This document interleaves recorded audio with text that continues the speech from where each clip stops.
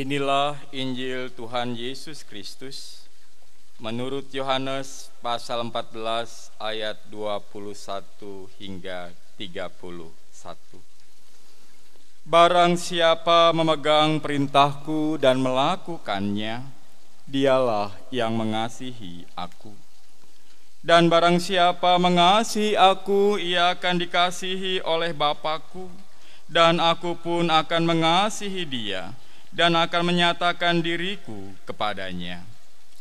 Yudas, yang bukan Iskariot, berkata kepadanya, Tuhan, apakah sebabnya maka engkau hendak menyatakan dirimu kepada kami dan bukan kepada dunia? Jawab Yesus, jika seorang mengasihi aku, ia akan menuruti firman-Ku, dan Bapa-Ku akan mengasihi dia, dan kami akan datang kepadanya dan diam bersama-sama dengan dia.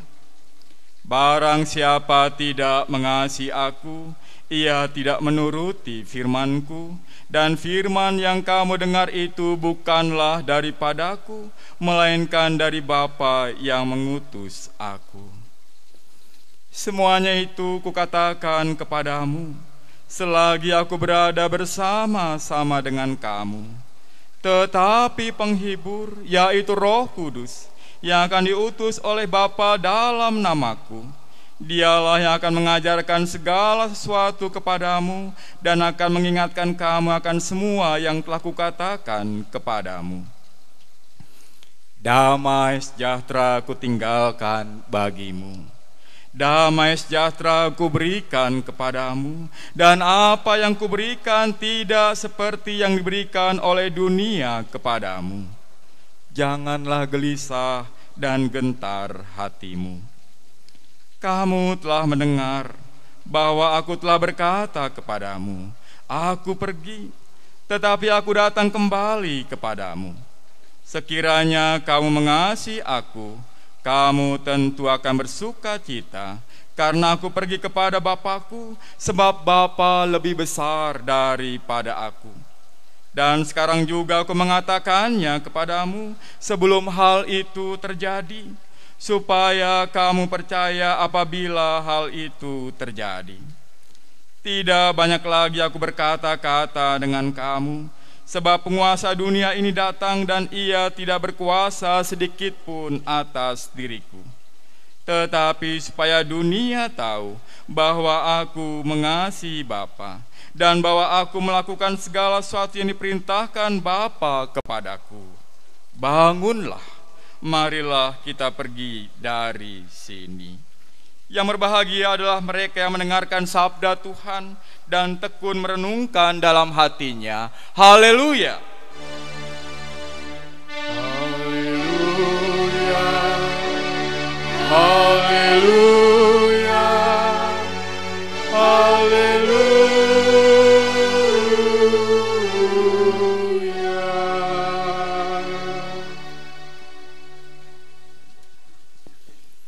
Kalau orang tidak tahu sejarah, ia tidak paham masa kini, apalagi masa depan. Sejarah seperti rumah tempat kita bertolak untuk kemudian mengembara di dunia.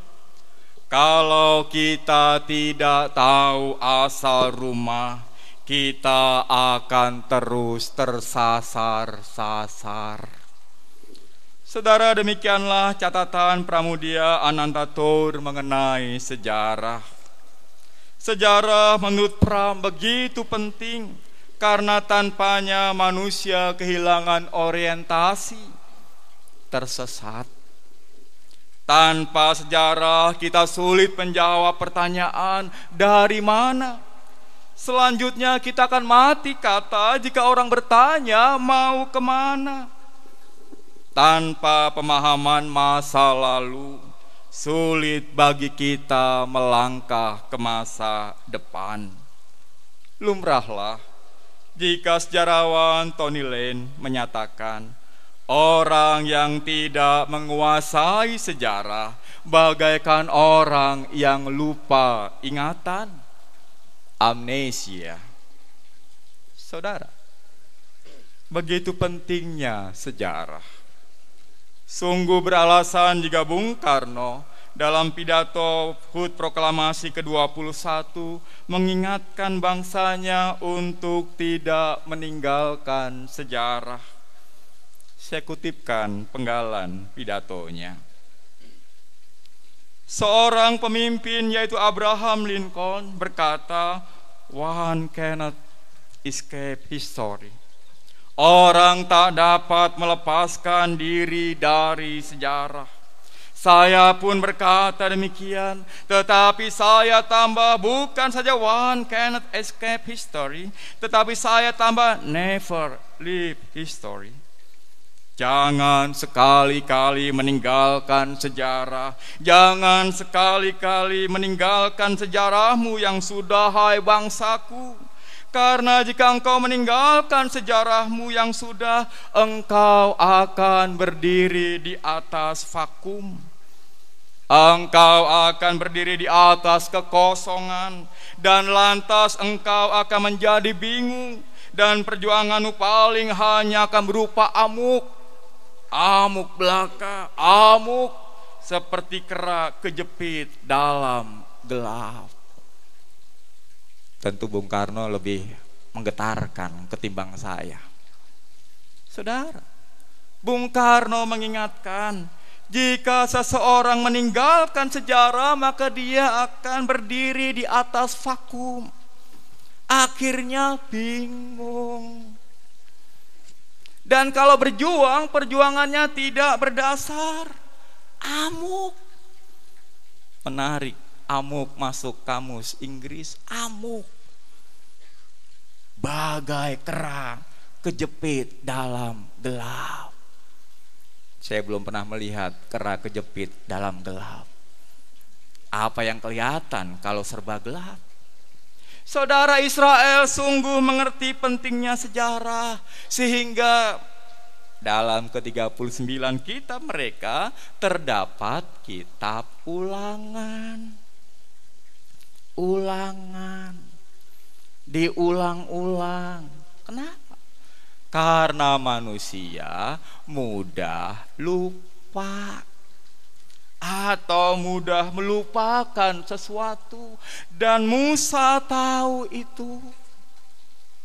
Musa tahu sifat bangsanya yang sering lupa. Sebentar haleluya, sebentar protes kepada Allah. Lupa, kesupen, lupa.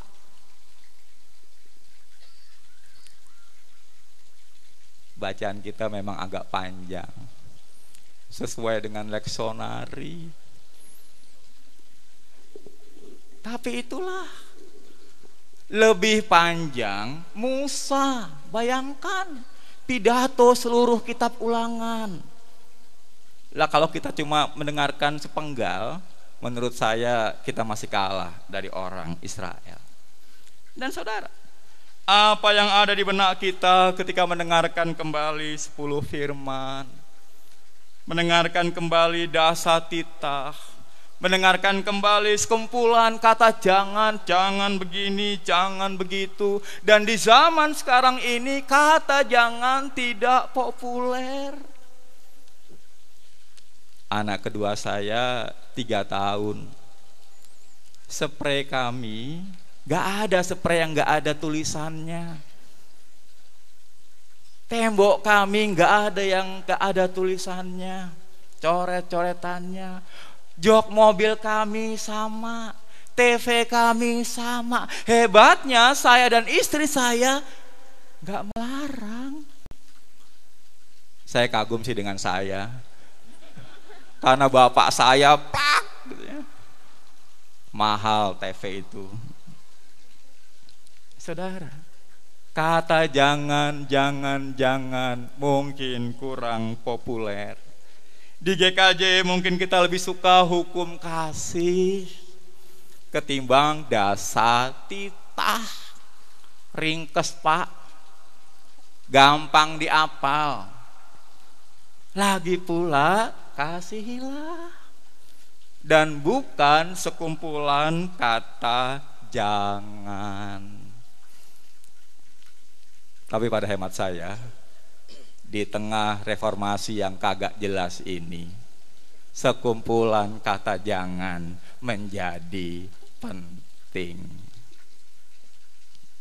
Lagi pula saudara, kita perlu bertanya, mengapa orang Kristen mula-mula tidak menghilangkan dasa titah? Mengapa orang Kristen mula-mula tidak menghilangkan perjanjian lama? Tuhan Yesus sendiri tidak menghilangkan Taurat. Dia juga tidak menghilangkan dasa titah. Pada hemat saya, hukum kasih tidak bertentangan dengan sekumpulan kata jangan. Kalau ada pertentangan, mengutip PPAGKJ, itu karena dalam hati kita susah menyelaraskannya. Dan jangan lupa saudara, jangan tertumbuh pada sekumpulan kata jangan, karena ada preambul, akulah Tuhan Allahmu yang bawa engkau keluar dari tanah Mesir. Itu pembukaannya. Kalau ada sekumpulan kata jangan karena Allah telah menyelamatkan Israel, ada hubungan khas antara Tuhan dan hamba. Israel sebagai bangsa budak dipulihkan keadaannya, dan karena itu Allah ingin Israel tetap menjadi hambanya, dan karena itu Allah mengumpulkan kata jangan. Hanya memang ada yang nambah, jangan ketahuan, ojo konangan, tambah repot. Tapi saudara, pada hemat saya, dasa titah tidak sewenang-wenang. Dasa titah sungguh penting. Karena apa? Karena Israel adalah umat Allah. Dan kalau ngomong-ngomong soal aturan, kita semua butuh aturan.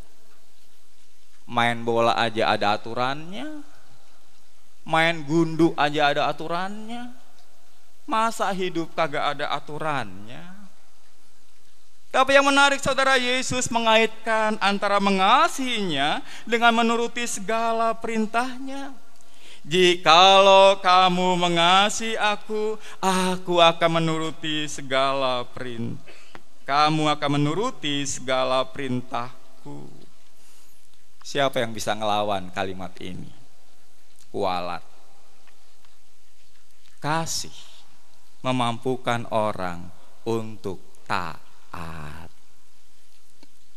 Kalau saya taat sama istri saya, bukan karena saya kumpulan suami takut istri, tapi karena saya sungguh-sungguh mengasihi inggaring tias geraha rini. Itu nama istri saya. Dan saudara, yang menarik adalah Yesus berkata, gak gampang menaati itu. Gak gampang menaati sebagai buah dari kasih, tapi Roh Kudus akan menolong kamu.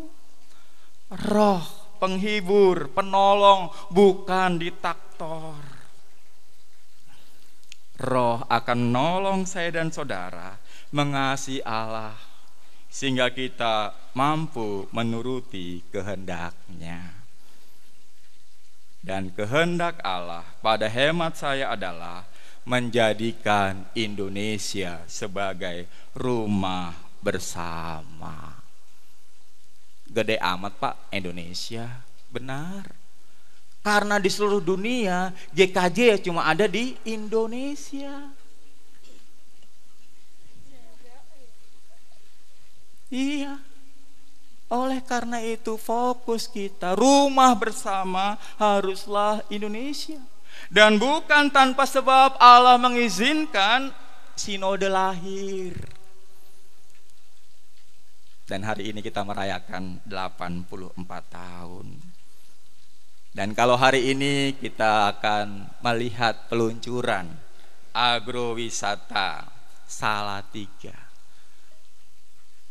Saya berharap tempat ini bisa menjadi gambaran rumah bersama itu. Kagak ada tulisan kan, hanya orang Kristen yang boleh masuk sini. Kagak. Hanya orang kaya yang boleh masuk sini. Kagak. Yang penting bayar. Dan lebih baik lagi kalau ada orang yang mendukung. Subsidi silang. Karena kalau nggak ada yang bayar, masa rumah bersama kagak ada yang bayar? Aneh juga. Saudara, kasih merupakan modal utama dalam membangun rumah bersama. Saya berharap agrowisata Salatiga memperlihatkan itu. Ketika orang boleh masuk komplek ini, dia boleh merasakan kasih. Dia boleh merasakan pelayanan bukan karena ingin cari untung, tapi pelayanan yang baik karena ini adalah buah kasih. Dan berkait dengan rumah bersama Indonesia, saya rasa kita sepakat, Indonesia butuh pemimpin. Kita krisis kepemimpinan. Nyari Kapolri aja susah. Oleh karena itu saudara, menjadi bagian kita dalam rangka kepemimpinan nasional, mari kita siapkan generasi muda.